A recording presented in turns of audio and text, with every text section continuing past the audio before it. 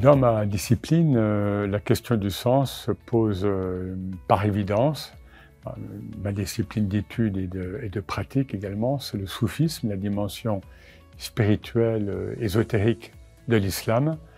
Alors, si je prends le terme arabe pour désigner le sens, el-ma'na, eh bien, ce terme se traduit très souvent aussi sous le sigle de la réalité supérieure, intrinsèque à tout ce qui est créé.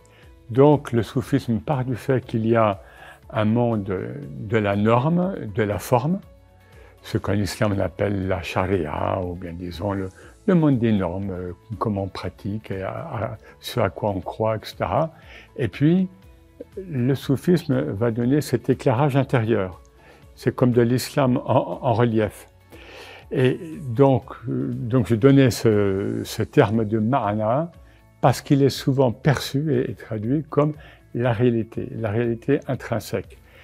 Il s'agit de quoi en fait dans notre vie, là c'est en lien avec la science, de réaliser le réel. Ce que Ibn Arabi, le grand maître soufi qui est mort en 1940, appelait le tahqiq, réaliser le haqq, le réel.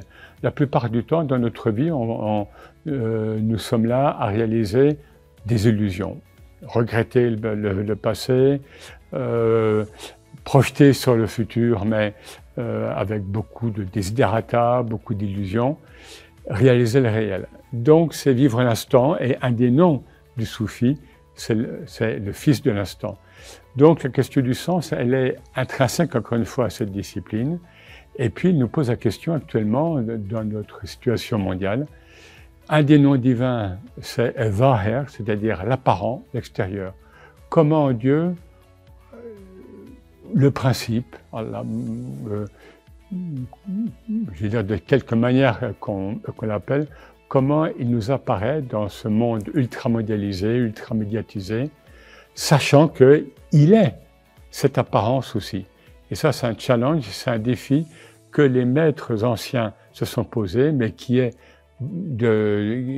beaucoup plus accru dans notre monde, qu'on l'appelle postmoderne, hypermoderne, mais en tous les cas hypermondialisé.